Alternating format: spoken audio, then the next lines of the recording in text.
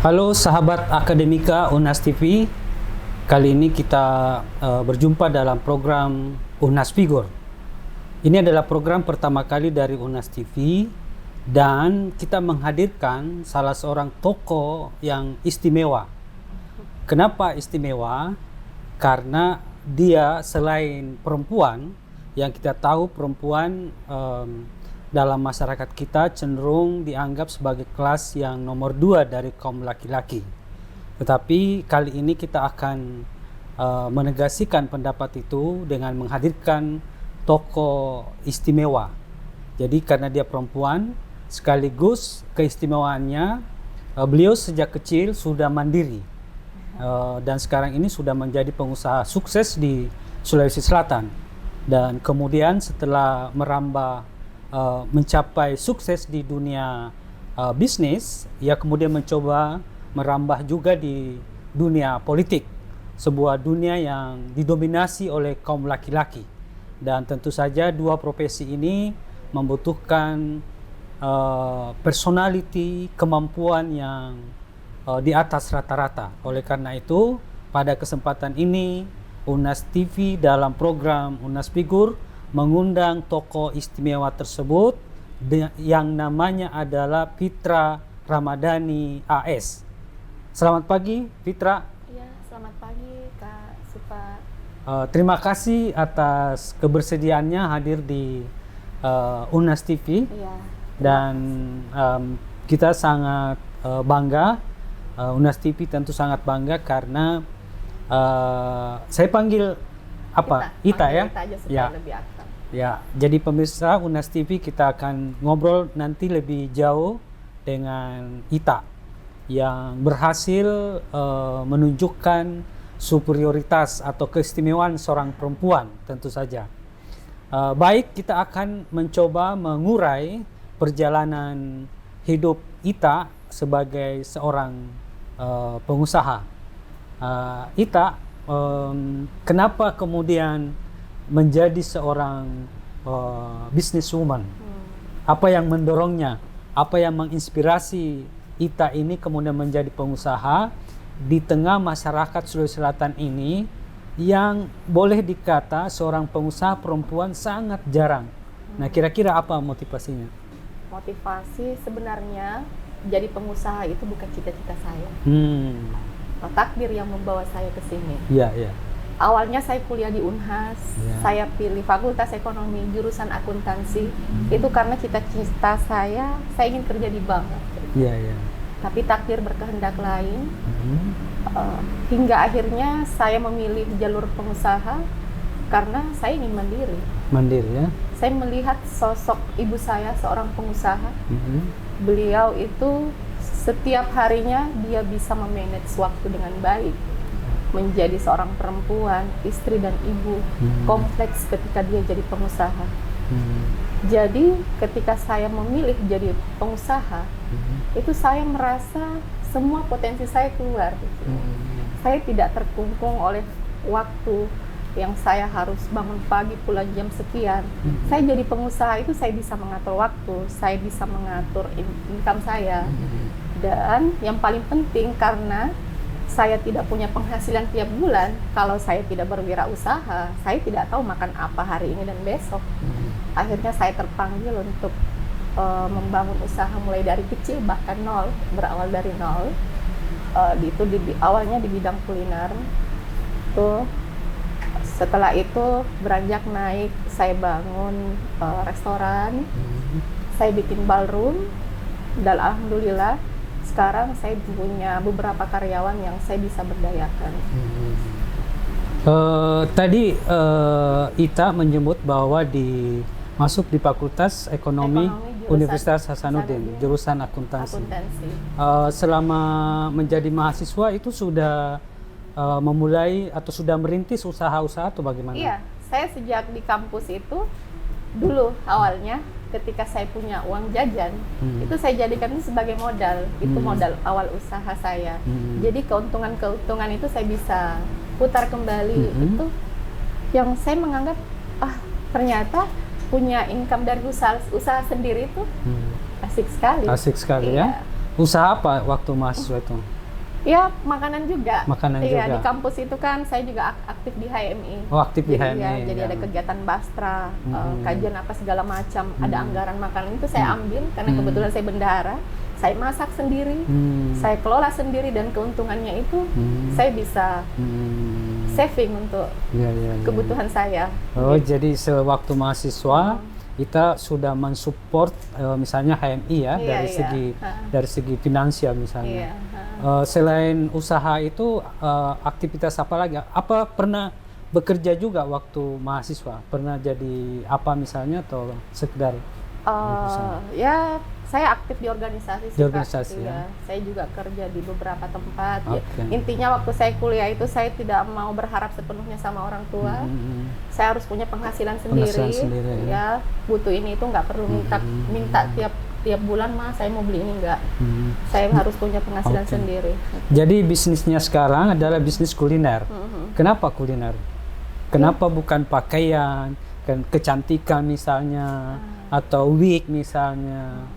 Kenapa kuliner?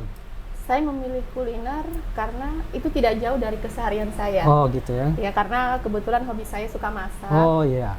Saya ingin punya usaha yang saya tidak perlu jauh-jauh meninggalkan rumah. Jadi kelak ketika saya menjadi seorang ibu, saya bisa melaksanakan tugas saya sebaik mungkin. Akhirnya saya pilih kuliner. Oh, kuliner. Saya masak di rumah, saya jual di dekat rumah saya sendiri. Dan itu wilayahnya nggak jauh-jauh keluar dari rumah. Di mana? Di mana itu? Usaha saya ada di Pinrang. Di Pinrang. Ya. Itu namanya usaha saya itu Lumbung Padi. Lumbung Padi. Lumbung Padi Resto and Lounge, juga ada ballroomnya. Ada ballroomnya. Ya. Bisa disebutkan kulinernya itu seperti apa? Apa nasu paloko atau apa? Coba. Iya, kulinernya itu khusus kuliner khas Bugis. Khas Bugis. Iya.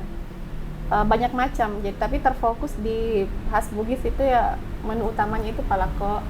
Ya. Dan ya beberapa macam makanan-makanan khas Bugis. Kira-kira apa kelebihan rasa makanan Bugis terutama Pinrang itu dibanding dengan masakan Padang misalnya, masakan Sunda misalnya? Apa ada perbedaan rasa atau gimana? Perbedaan rasa tergantung dari siapa yang mencicipi. Iya. Kalau orang Bugis yang mencicipi kuliner khas Bugis, maka itu akan menambah spiritnya. Wah, kuliner Bugis itu punya keunikan tersendiri. Punya keunikan tersendiri, rasa tersendiri. Rasa tersendiri yang itu kita tidak temukan di kuliner di tempat lain. Yang ada hanya di Sulawesi Selatan. Jadi misalnya ketika masyarakat Bugis merantau ke luar Bugis misalnya ke Jawa atau ke dimanapun untuk mengobati rasa rindunya itu bisa melalui makanan itu ya, bisa melalui betul. Jadi kita bisa merasakan keaslian dari rasa Bugis itu ya. Di Pinrang di mana aja lokasi-lokasi usahanya itu? Di Pinrang Kota, Kak, itu ada di Carawali juga. Saya ada villa, itu rumah adat Bugis. Sudah berapa lama Ita merintis usaha ini? Merintis usaha kuliner ini sudah ada kurang lebih 5 tahun. 5 tahun ya. Karyawannya sekarang berapa karyawan? Awal berdirinya itu karyawannya ada 15. Iya, tapi karena sekarang saya ada renovasi dan segala macam, itu saya kurangi dulu untuk mengupgrade usaha saya. Karena kan sekarang apalagi terjun di dunia politik ini, Kak. Oh, terjun juga di dunia politik ya. Saya harus bisa memanage waktu dengan baik. Saya harus bisa menempatkan diri saya sebagai politisi, dan juga sebagai seorang pengusaha. Kenapa kemudian juga harus terjun ke dunia politik? Padahal saya kira Ita ini sudah mapan di dunia bisnis. Kenapa harus ke politik lagi, di mana orang tahu bahwa di politik harus siap istilahnya membakar uang untuk eksis di dunia politik. Kenapa? Saya merasa terpanggil.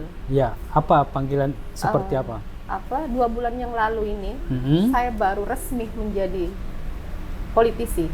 Ya. Saya baru 2 bulan menyatakan diri untuk ikut di pencalekan. Masuk di partai apa? Saya kebetulan memilih PDIP. PDIP Perjuangan ya? PDIP Perjuangan. Kenapa PDIP? Saya memilih PDIP karena saya merasa perempuan di situ. Iya. Sebagai tokoh Sebagai inspirasi seorang Ibu Ita ya. Megawati Ibu itu, Megawati iya, misalnya. Ketua partai. Puan Maharani, ketua Ketua MPR. DPR RI. Ya. Kebetulan juga ketua Bapilu Sulsel itu senior saya, itu Ibu Rispayanti Moing. Ketua DPC saya yang ada di Pindrang itu Ibu Haja Kartini Lolo. Dan anggota DPR RI itu juga perempuan, itu Ibu Sarja. Bagaimana kalau kita bicara soal ideologi atau di luar dari tokoh itu, misalnya apakah karena PDIP politik yang bergenre nasionalis atau kerakyatan yang kita kenal misalnya dari Soekarno dengan konsep marhainisme misalnya dengan kegotong royongannya, apa yang secara ideologi itu masuk nggak juga dalam pikiran seorang Ita sehingga memilih PDIP? Karena di PDIP itu sangat menjaga NKRI, ya. Pancasila dan Undang-Undang. Pancasila dan Undang Dasar 45 ya. Itu sangat dirasakan Ita di PDIP Perjuangan. Iya, Oke. Dan kira-kira Ita ini yakin nggak bahwa akan terpilih nantinya sebagai calon legislatif? Bismillah. Bismillah ya. Ketika masyarakat mempercayakan saya dan memilih saya di dapil ini, dapil 9, Pindrang, Sidrap, Rekang, maka saya optimis ya, terpilih dan dapat kursi. Dapilnya tadi di mana? Pindrang, Sidrap, Rekang. Itu disebut dapil 9 ya. Iya. Pindrang, Sidrap, Rekang. Nah, ini sudah punya banyak komunikasi dengan daerah pemilihan Ita itu. Saya hampir tiap hari berkunjung ya. Iya, di 3 kabupaten. Di 3 kabupaten ya. Terus kemudian bagaimana kemudian Ita menghimpun masyarakat ya, metode apa yang dilakukan oleh Ita sehingga pemilih nantinya ini bisa memilih Ita? Apa yang selama ini dilakukan oleh Ita? Komunikasi seperti apa yang dijalankan atau strategi komunikasi seperti apa Ita lakukan sehingga sosok Ita ini sampai di masyarakat dan masyarakat yakin bahwa pilihannya itu adalah Ita? Saya berkunjung ke ya? rumah warga, silaturahmi dan menanyakan permasalahannya di mana, dan saya turut merasakan setiap keluhan-keluhannya. Saya berusaha mencari solusinya dan saya menawarkan itu. Jadi saya tidak banyak janji ke masyarakat. Saya hanya memberikan harapan. Ketika saya terpilih nanti, maka saya akan membantu memberikan solusi sesuai dengan tugas saya di DPR, insya Allah. Saya lihat tadi mata Ita berkaca-kaca ketika menyebut masalah masyarakat. Artinya ketika bertemu langsung dengan masyarakat dan akan memperjuangkan problem mereka. Nah, kira-kira dari interaksi itu apa yang Ita tangkap, Ita rasakan yang betul-betul menjadi jeritan batin masyarakat ketika bertemu? Apa yang dirasakan Ita? Apa yang Ita rasakan bahwa ini problem dasar dari masyarakat yang Ita kunjungi itu? Iya. Terutama itu masalah ekonomi. Ekonomi ya? Iya. Banyak pengangguran ya?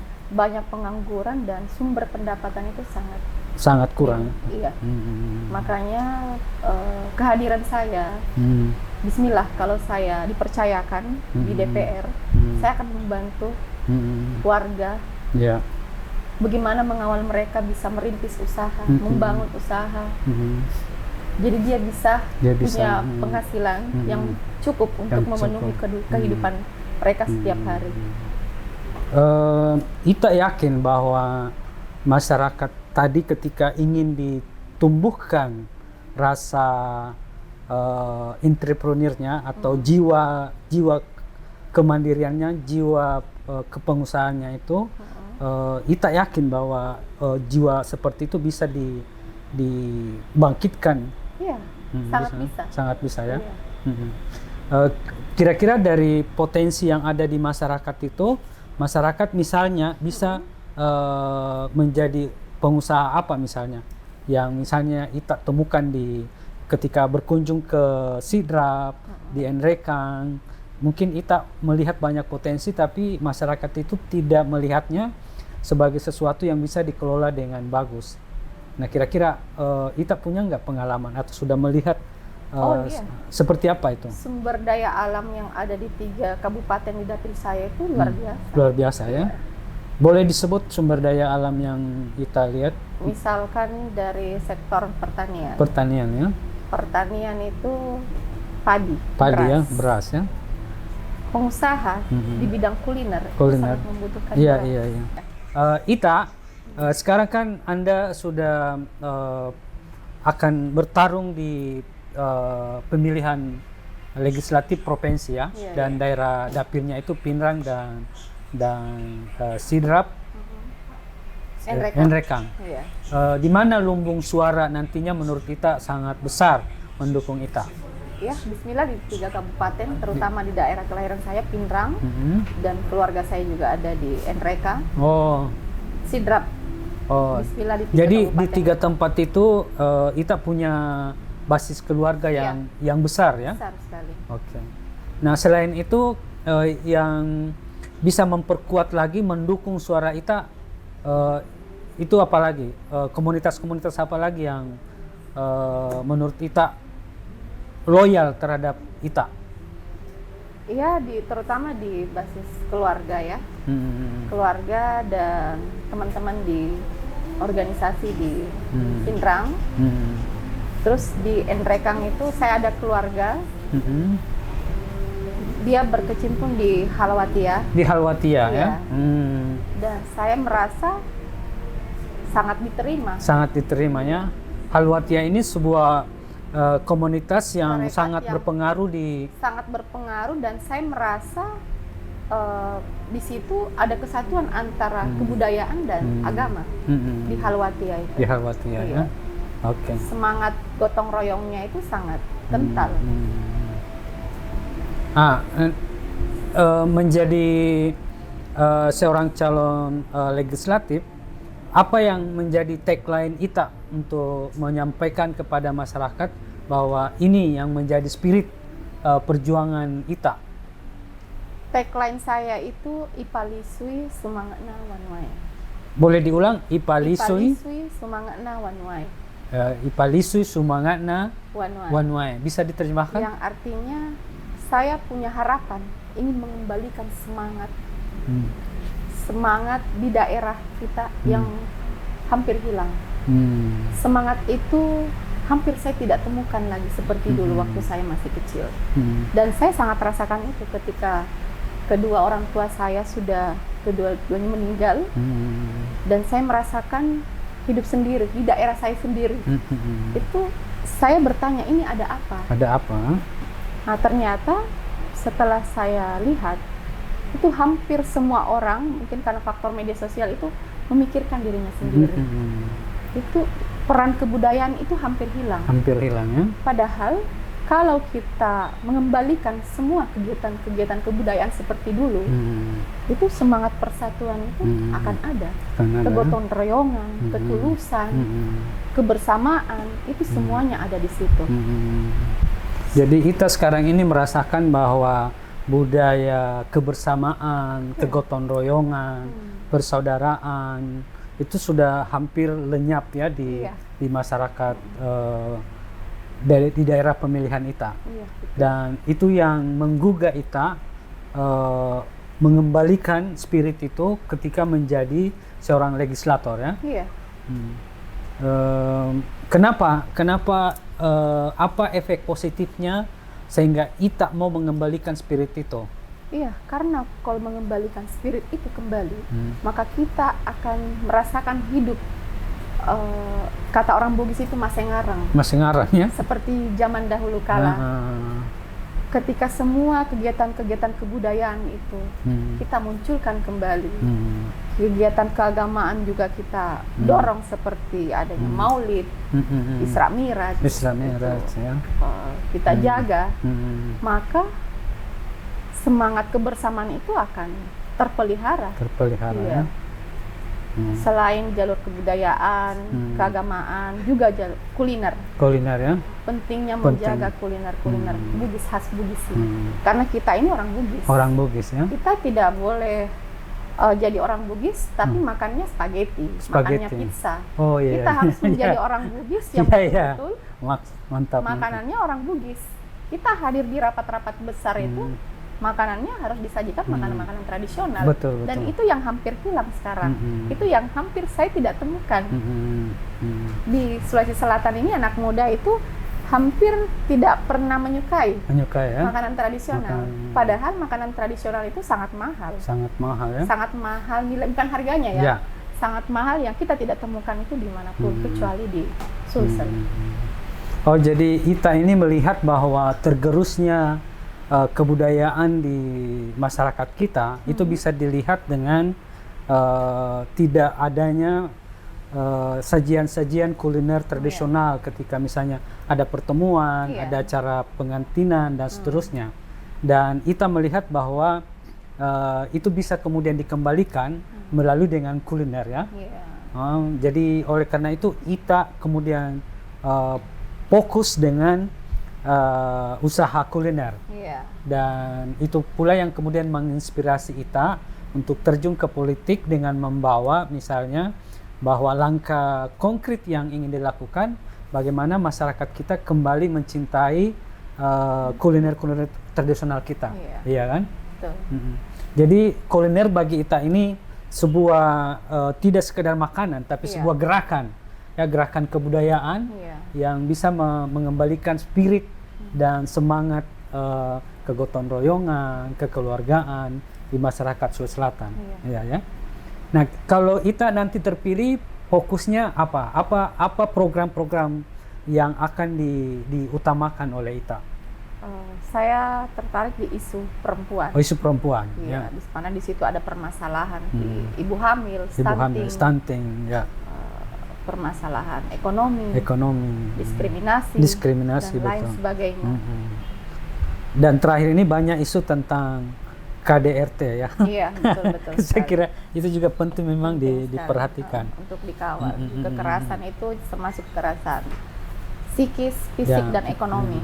Itu yang kita harus kawal. Itu juga harus kita kawal. Ketika saya Bismillah ya. Dapat kursi di DPR, maka saya akan mengawal dan memperjuangkan itu.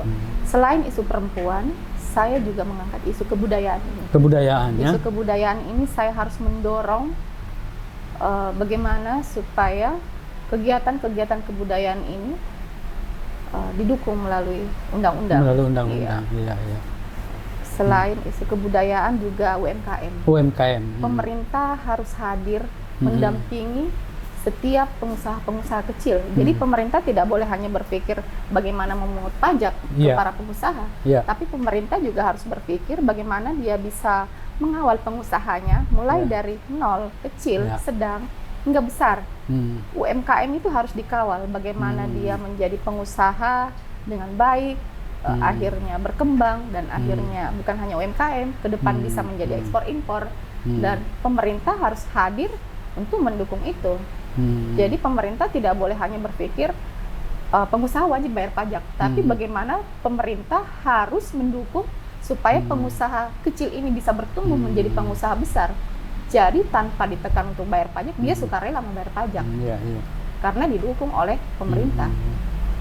Nah, apakah Ita memastikan bahwa pengusaha-pengusaha perempuan nantinya ketika Ita terpilih terutama di daerah Pinrang itu akan semakin bertambah banyak?